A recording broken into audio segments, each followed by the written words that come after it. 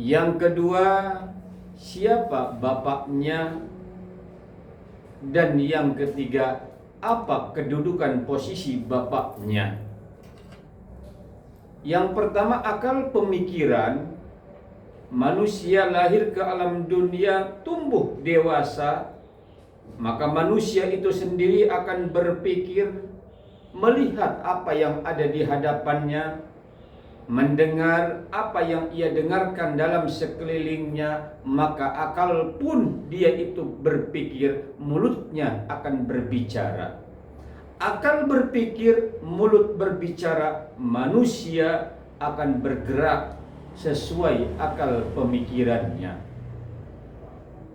Yang kedua, dia akan berpikir dan tahu siapa bapaknya.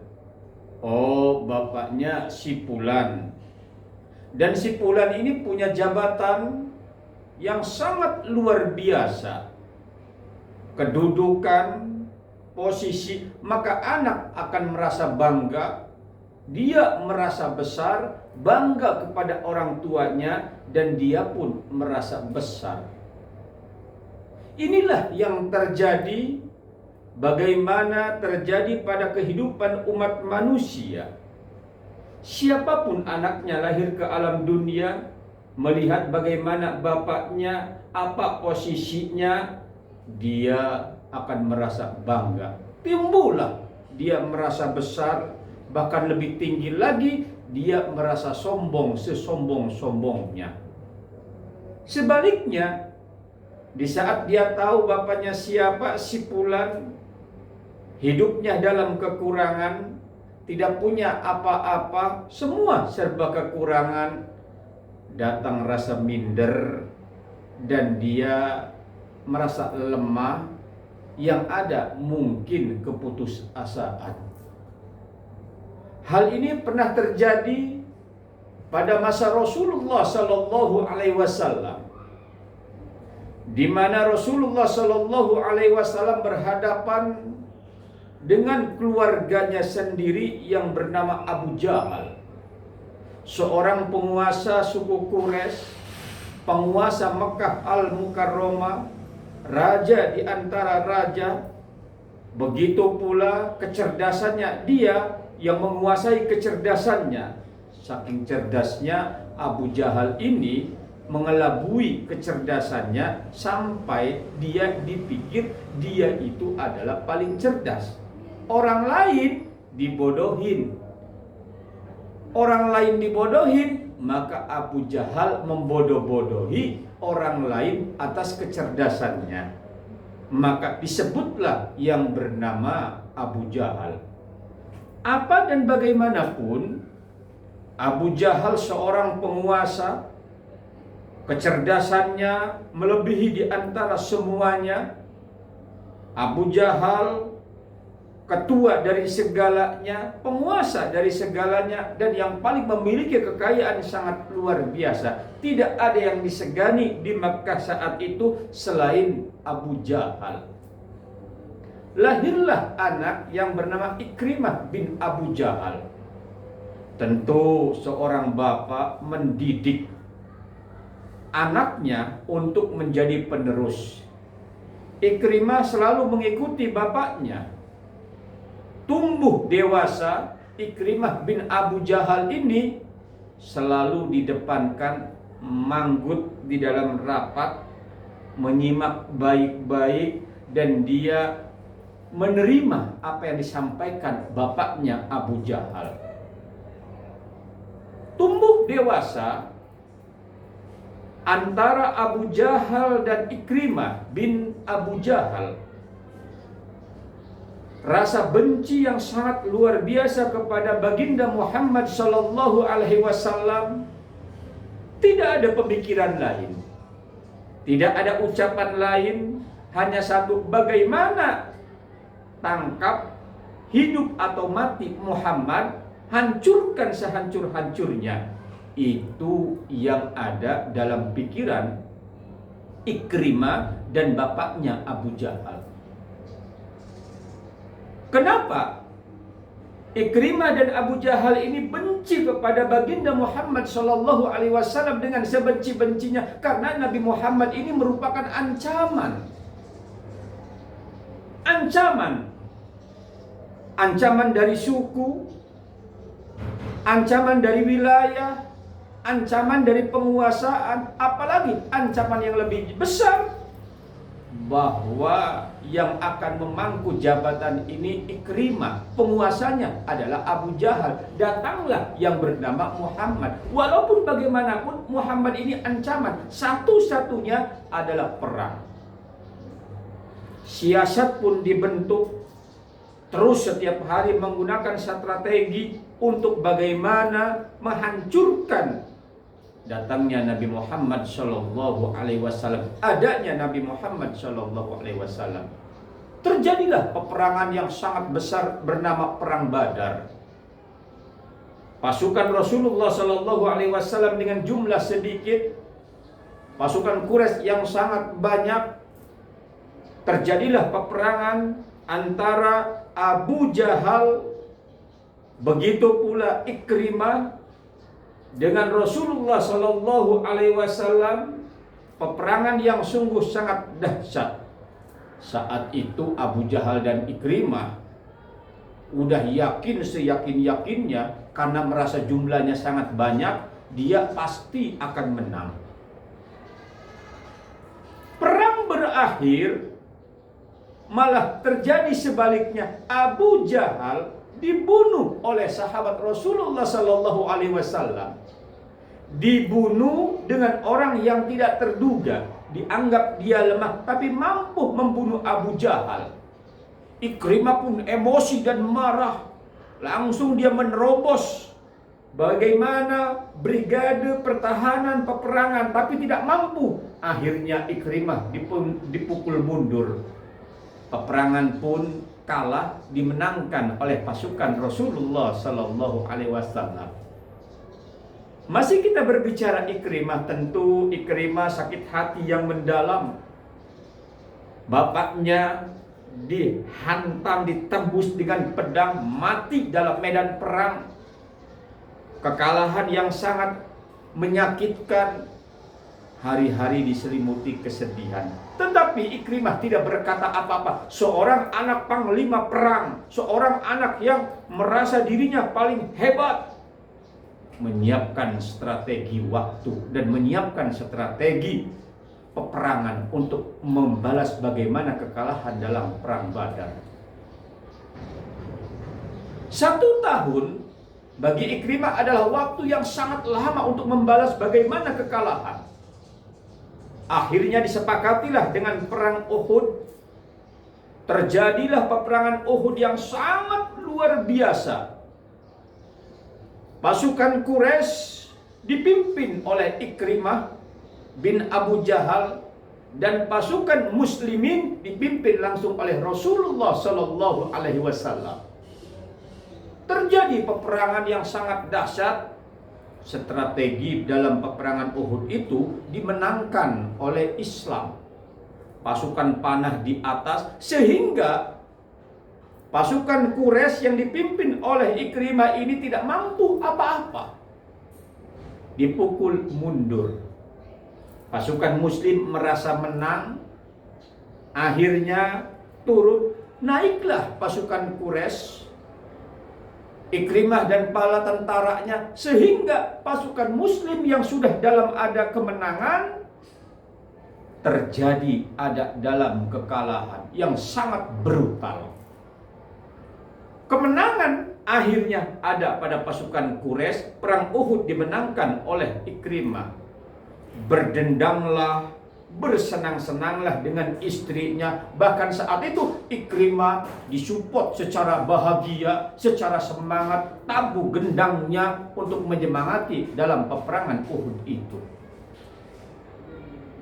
Sesudah perang Uhud, terjadilah peperangan yang ketiga. Itu adalah Perang Khandaq. Di dalam Perang Khandaq ini Rasulullah Sallallahu Alaihi Wasallam yang dianugerahi pemikirannya sahabat Rasulullah Sallallahu Alaihi Wasallam dengan menggunakan parit. Karena pada saat itu strategi perang waktu di saat itu di masa Rasulullah Sallallahu Alaihi Wasallam tidak terbiasa dengan perang parit.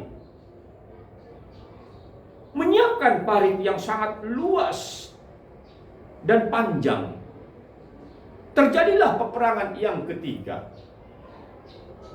Peperangan belum begitu berhadapan satu persatu, kesulitanlah kaum Quraisy, padahal dia sudah lebih siap untuk perang. Akhirnya kuda pun berjatuhan, banyak orang yang berjatuhan ke dalam parit, rasa tidak percaya. Akhirnya Ikrimah memaksakan diri dengan dia menembus untuk masuk dan bisa menyeberang ke parit bersama sahabatnya. Dan di situ pula Ikrimah dan sahabatnya menantang kepada pasukan Rasulullah Sallallahu Alaihi Wasallam untuk berduel dalam perang Khandaq. Majulah Sayyidina Ali dan berperanglah dengan sahabat Ikrimah. Datanglah debu dan dia yakin akan dimenangkan oleh sahabatnya Ikrimah. Ternyata debu pun menghilang, takbir bergema, dimenangkan oleh Sayyidina Ali dalam duel peperangan. Akhirnya Ikrimah dia berpikir, sahabat saya saja yang hebat perangnya, dia bisa dikalahkan apalagi saya. Dan Ikrimah lebih baik dia memilih mundur. Dan perang Khandaq dimenangkan oleh Rasulullah Sallallahu Alaihi Wasallam. Berpikir panjang, datanglah Futuhul Makkah. Futuhul Makkah. Semua dalam keadaan panik dengan 4 pintu untuk masuk ke dalam Makkah. 3 semuanya damai dan yang 1 dijaga oleh Ikrimah bin Abu Jahal. Pintu masuk ke Makkah yang dijaga oleh Ikrimah bin Abu Jahal ini terjadilah pertumpahan darah. Terjadi pertumpahan darah dimenangkan oleh pasukan Rasulullah Sallallahu Alaihi Wasallam. Akhirnya Ikrimah dia lari ke lorong-lorong. Dan di situ pula ada sayembara bahwa untuk mencari Ikrimah dan dia akan dibunuh. Sampailah berita ini kepada Ikrimah. Ikrimah pun ketakutan, meninggalkan istrinya dan dia pergi arah ke Syam. Ikrimah pergi ke arah Syam dan dia sendirian, hidup pun tidak karuan. Disitulah istri Ikrimah menghadap kepada Rasulullah Sallallahu Alaihi Wasallam untuk mendapatkan jaminan. Dan Rasulullah Sallallahu Alaihi Wasallam menyampaikan kepada istri Ikrimah memberikan jaminan. Istri Ikrimah masuklah ke dalam agama Allah Subhanahu wa taala. Ikrimah lari mencari suaminya, bertemu dengan suaminya. Sampaikanlah berita itu. Ikrimah merasa percaya tidak percaya. Kenapa Ikrimah merasa percaya tidak percaya? Bagaimana saya bisa percaya? Dalam perang Badar saya memimpin peperangan berhadapan dengan Rasulullah. Begitu pula perang Uhud yang sangat dahsyat, saya memimpin peperangan, itu musuhnya adalah Muhammad. Perang Khandaq pun saya memimpin peperangan, musuhnya hadapan saya adalah Muhammad. Apa iya Muhammad akan memberikan jaminan hidup kepada saya? Istrinya pun meyakinkan. Akhirnya kembalilah Ikrimah ke Makkah Al-Mukarramah. Di saat kembali ke Makkah Al-Mukarramah, disambutlah oleh Rasulullah Sallallahu Alaihi Wasallam. Biasanya Rasulullah menyambut dengan biasa saja, tetapi kepada Ikrimah ini menyambut sangat luar biasa sampai lupa kepada sorbannya Rasulullah Sallallahu Alaihi Wasallam. Dan di situ pula dengan hidayah Allah Subhanahu wa taala, anak seorang panglima yang bernama Abu Jahal, anak seorang pembesar yang bernama Abu Jahal, dan anak seorang penguasa, pewaris tahta di hadapan Rasulullah Sallallahu Alaihi Wasallam, mendapatkan hidayah Allah Subhanahu Wa Taala. Ikrimah mengucapkan kalimat syahadat dengan kalimat asyhadu an la ilaha illallah wa asyhadu anna Muhammadar Rasulullah. Islamnya Ikrimah ini memberikan kepada kita inspirasi dalam kehidupan umat manusia. Allah Subhanahu wa taala mengingatkan dan menegaskan kepada kita dalam surah Al-Baqarah ayat 272. Bismillahirrahmanirrahim. Laisa 'alaika hudahum walakinallaha yahdi man yasha. Wa ma tunfiqu min khairin fali anfusikum. Wa ma tunfiqu illa ibtigha'a wajhillah. Wa ma tunfiqu min khairi yuwaffa ilaikum wa antum tuzlamun. Laisa 'alaika ya Muhammad, bukanlah atasmu hudahum, petunjuk kepada mereka semua, walakin Allah yahdi man yasha, tetapinya Allah Subhanahu wa taala memberikan hidayah kepada orang yang dikehendaki oleh Allah Subhanahu wa taala. Di dalam ayat ini, mari kita ambil dari mukadimah yang pertama dengan apa yang terjadi pada Ikrimah bin Abu Jahal, bahwa umat manusia lahir ke alam dunia memiliki akal. Di saat akal ini berpikir, maka dia akan tahu bagaimana kedudukannya, siapa bapaknya, dan bagaimana posisinya. Tetapi hidup di alam dunia bukanlah akal, bukan pula kehidupan di alam dunia ini bapak atau pula posisi bapaknya. Yang pasti, yang paling dominan di dalam hidup di alam dunia ini adalah bagaimana manusia itu, apakah dia mendapatkan hidayah atau tidak mendapatkan hidayah dari Allah Subhanahu wa taala.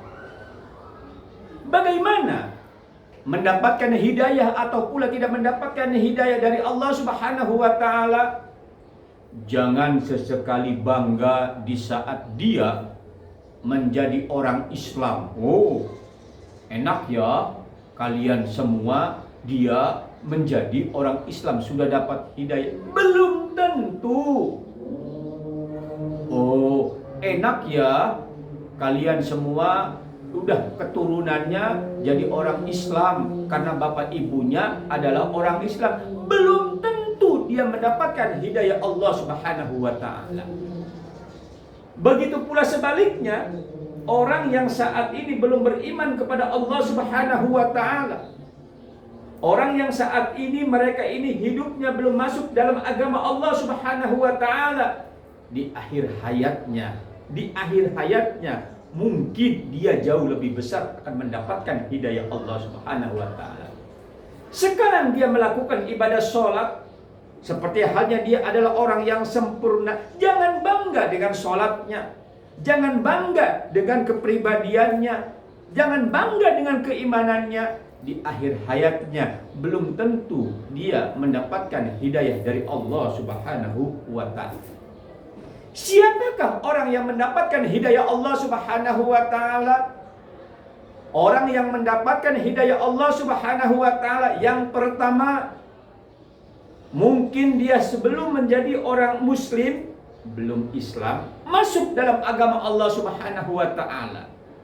Orang yang belum muslim masuk dalam agama Allah Subhanahu wa taala, dia belum mendapatkan hidayah. Sesudahnya dia masuk dalam agama Islam, agama Allah Subhanahu wa taala, sudah jelas dia mendapatkan hidayah Allah Subhanahu wa taala. Artinya apa? Tidak mungkin dia akan masuk dalam agama Allah Subhanahu wa taala kalau dia tidak mendapatkan hidayah. Oh, banyak mereka masuk ke dalam agama Allah Subhanahu wa taala, tapi kenyataannya ya mereka tetap saja seperti orang-orang sebelumnya, berbuat dosa, berbuat haram, berbuat dolim, dan tidak membedakan hal haram. Mungkin dia adalah masuk dalam agama Allah dalam arti munafik. Artinya apa? Masuk ke dalam agama Allah Subhanahu wa taala tidak dalam keadaan fisilmi kafah, secara sempurna masuk dalam agama Allah Subhanahu wa taala. Yang kedua, sekarang ini orang Islam yang turunan, Muslimnya, Islamnya KTP, apakah sudah di dalam hidayah Allah?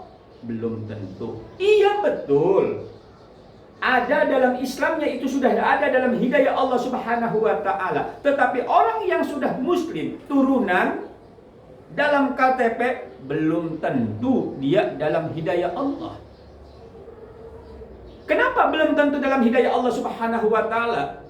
Karena dalam hidayah Allah Subhanahu wa taala akan ditentukan bukan dengan keimanan dan keislamannya, tetapi akan ditentukan dengan ketakwaan kepada Allah Subhanahu wa taala. Sebaliknya, orang yang sebelumnya belum agama Islam masuk ke dalam agama Islam, pasti dia penuh kesadaran, pemikiran yang sempurna, keimanan pun dia kuat, maka dia akan ada dalam hidayah Allah Subhanahu wa taala. Nah, siapakah orang yang mendapatkan hidayah Allah Subhanahu wa taala? Orang yang mendapatkan hidayah Allah Subhanahu wa taala minal muttaqin. Yang mendapatkan hidayah Allah Subhanahu wa taala adalah mereka golongan orang-orang yang bertakwa. Tetapi sebaliknya, orang Muslim mukmin yang iman kepada Allah, dia pun ada dalam Islam, rumah Allah Subhanahu wa taala, tetapi tidak bertakwa kepada Allah Subhanahu wa taala, tidak tergolong di dalam mereka bertakwa kepada Allah, tetapi bisa terjadi dia akan tergolong minadz zalimin, orang-orang dolim, minal fasiqin, atau pula orang-orang fasik. Nah, nanti golongan orang yang dalam Islam, dia tidak golongan muttaqin, tergolongnya dolim atau pula fasik, akan kita bahas sesudahnya kita membahas orang yang bertakwa kepada Allah Subhanahu wa taala. Jamaah, para pemirsa, saudaraku yang dimuliakan Allah, ma'asyiral muslimin rahimakumullah. Orang yang iman kepada Allah Subhanahu wa taala tetapi dia tidak bertakwa kepada Allah Subhanahu wa taala, biasanya mereka mempermainkan keimanannya. Mempermainkan keimanannya, akan terjadilah adalah mereka orang golongan munafik. Tetapi orang yang beriman kepada Allah Subhanahu wa taala, hidayahnya adalah ketakwaan kepada Allah. Seperti saat sekarang ini bulan Ramadan. Iman kepada Allah, iman. Dia muslim, muslim. Puasa, kagak. Nyolong, jalan terus. Korupsi, hobi. Mabok, ya itu kebiasaan. Dugem, keseharian tiap malam. Iman kepada Allah, KTP-nya muslim. Nah, ini tergolongnya adalah zalim, di dalamnya adalah munafik di hadapan Allah Subhanahu wa taala. Bagi mereka yang bertakwa kepada Allah Subhanahu wa taala, garis besar di dalam takwa, imtithalul awamir wajtinabun nawahi. Orang yang melaksanakan perintah Allah Subhanahu wa taala dan orang yang menjauhi larangan Allah Subhanahu wa taala. Takwa melaksanakan perintah Allah Subhanahu wa taala, menjauhi larangan Allah Subhanahu wa taala, itu bukan hanya sebatas kata. Atau itu bukan hanya sebatas kalimat. Tetapi takwa dalam sebenar-benarnya kita bertakwa kepada Allah Subhanahu wa taala butuh amaliyah, butuh praktek, butuh amal perbuatan keseharian. Itulah makna takwa dalam sebenar-benarnya takwa. Jamaah yang dimuliakan Allah, takwa bukan miliknya Pak Kiai.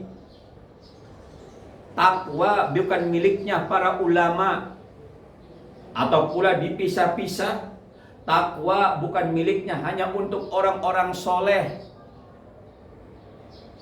Tetapi sebaliknya, takwa milik umum.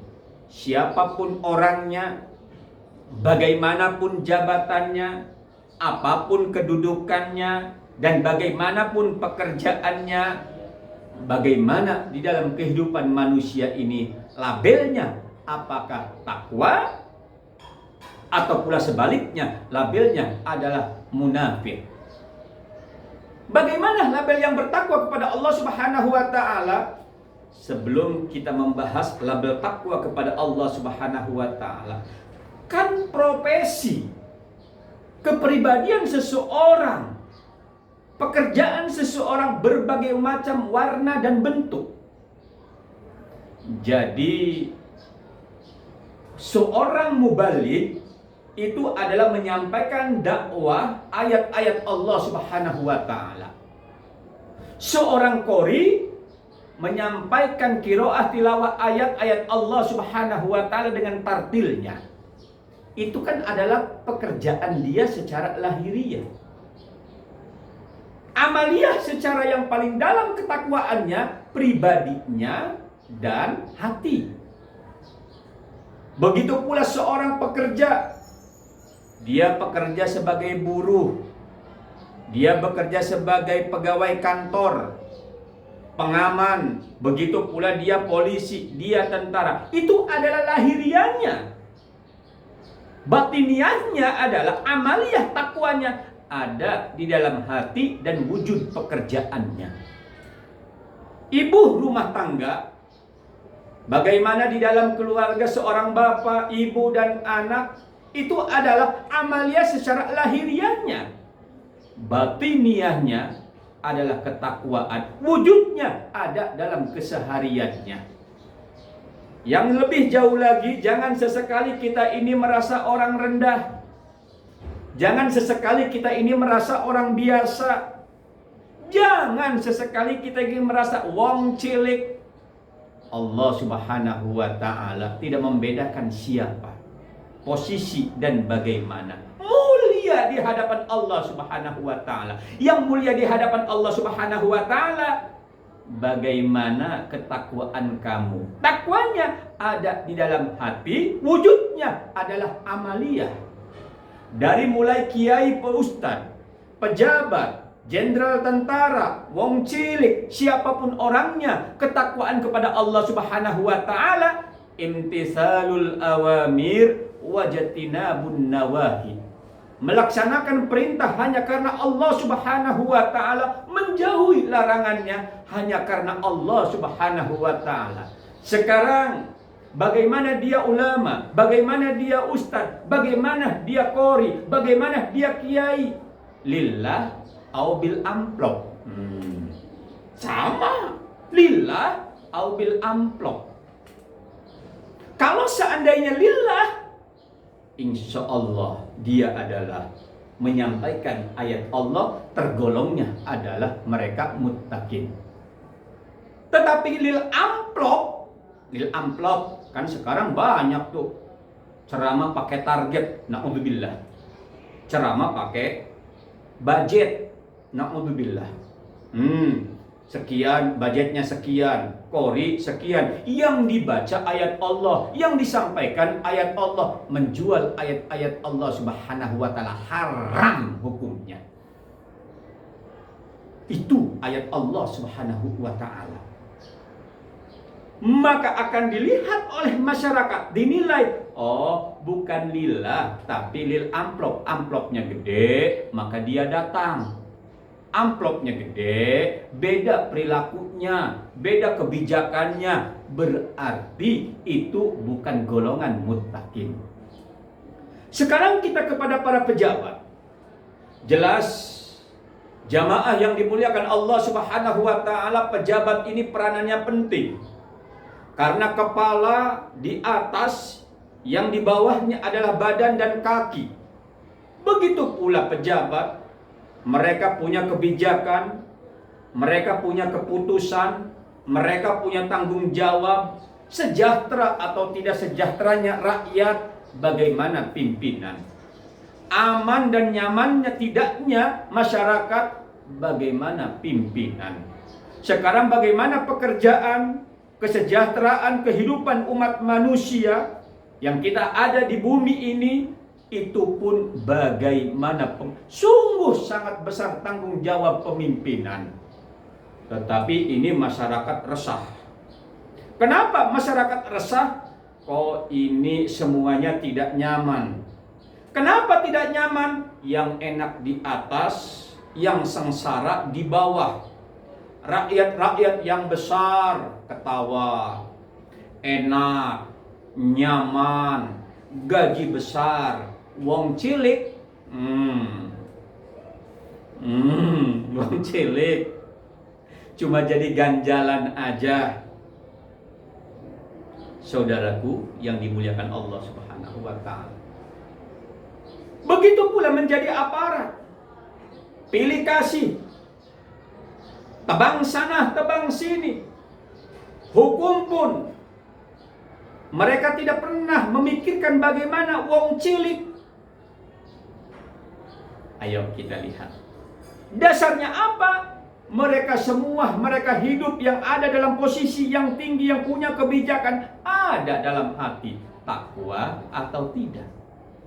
Kalau sudah dalam hati takwa atau tidak, dia sebagai pejabat, dia sebagai aparat, dia sebagai pelaksana, pimpinan tugas, atau pula posisi yang sangat untuk bisa memberikan solusi, akan menjadi amal ibadah dengan ketakwaannya. Tapi sebaliknya, kalaulah tidak karena Allah Subhanahu wa taala, dasarnya dia bekerja hanya sementara sebatas menumpuk-numpuk harta. Bekerja hanya sebatas mencari kehidupan untuk selama-lamanya, menumpuk-numpuk harta. Itulah dasar dia tidak bertakwa kepada Allah Subhanahu wa taala. Ya, yang ke bawah lagi, hidup di dalam rumah tangga beda. Bagaimana hidup dalam rumah tangga ini karena Allah atau karena berkeluarga? Ayo kita renungkan. Karena Allah atau pula karena berkeluarga? Kalaulah memang seorang istri karena Allah Subhanahu wa taala, suka duka ia jalani, senang sengsara ia hadapi, apapun bentuknya duka, tidak pernah mengeluh, dan dia selalu tersenyum bahagia di depan suaminya.